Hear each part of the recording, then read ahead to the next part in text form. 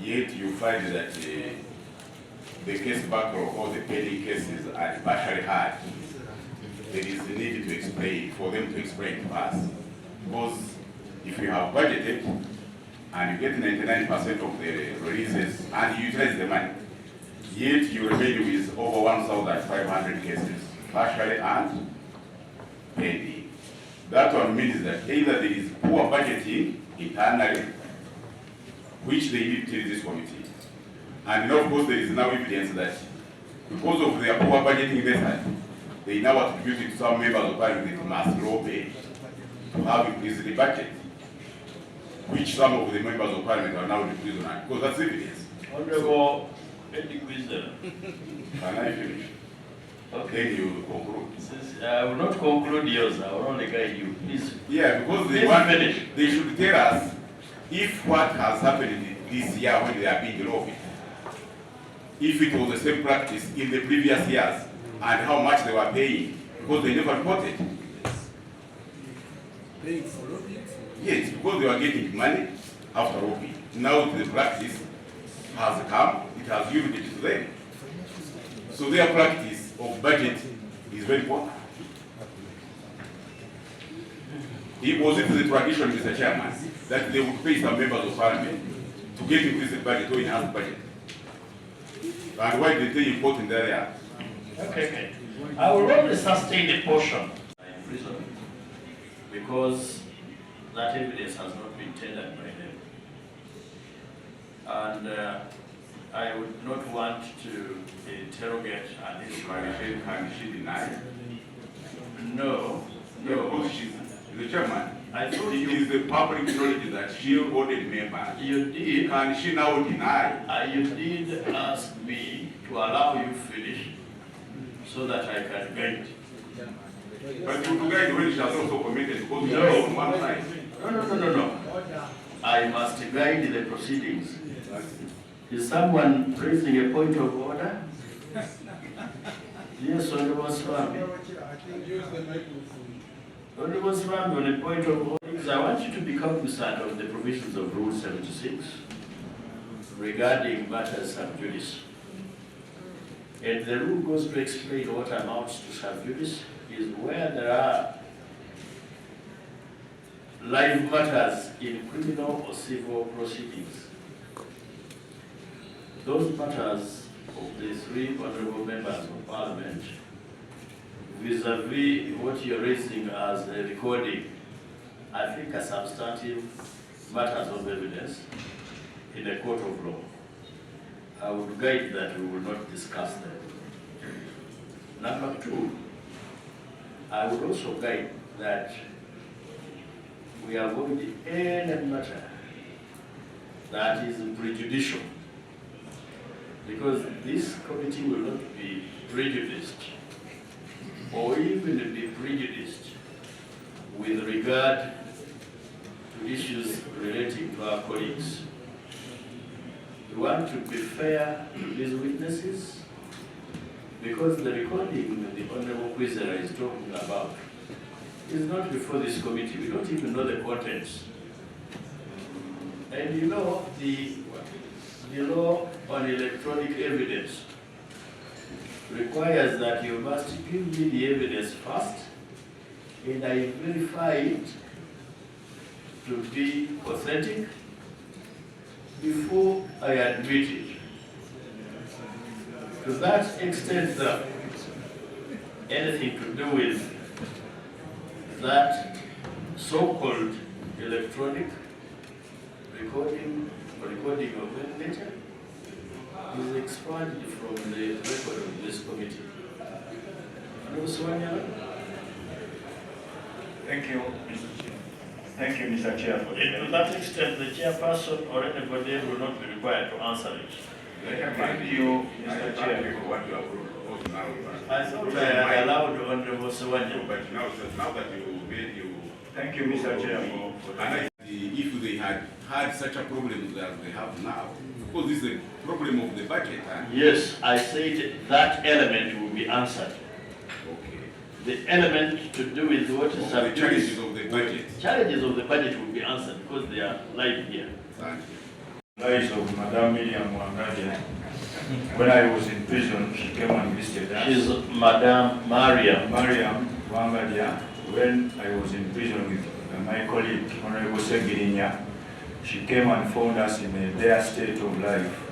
But when she came out of prison, to the media, she reported that we were very okay, we were just pinched. But up to now, my colleague, Honorable Segirinya, is fighting for life in Nairobi. So I go to the point of Honorable Kwizera of accountability issues which have been raised in the media, whether it is true that it is only this year that they have been lobbied or they have been lobbying them, but of course because the ones who have been lobbying them are their friends, they could not report to police as they have done in this current matter which is being handled by police. I thank you for your guidance, Mr. Chairman. I guide the proceedings here. Where unfair questions have been asked, I have protected you and told you not to answer. That one is a fair question because it relates to the performance and functionality of the commission. Is it true some of the commissioners come armed in the commission or not?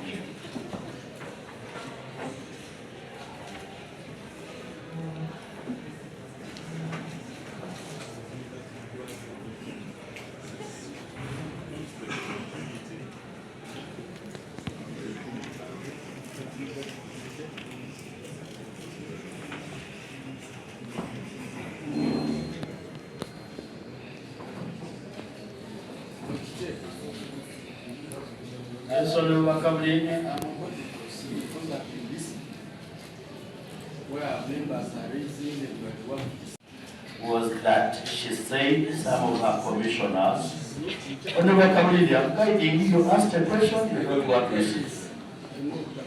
Would you want to listen to those that have asked to listen to you? The question was that she said it, so it is up to her to say it is true I said it or not. Simple. Madam Chairperson, is it true you said your commission has come up or not?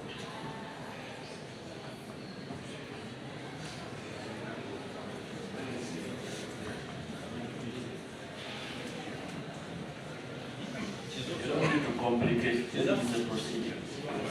Wait now.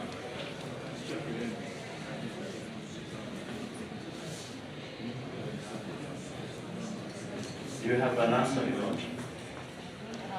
Be on record. Please be on record. The question is unfair. I'm not in a position to know who is armed and who is not. So it is not true you ever said it? I never said it. You ever said it? Yes. But I do Have you since verified? I have no capacity to tell who is armed and who is not. And I request to be treated fairly. Yes. You have my utmost assurance of fair treatment. That's why I have protected you where I felt as the chair you are unfairly treated. And I proceeded to expand and require you not to answer.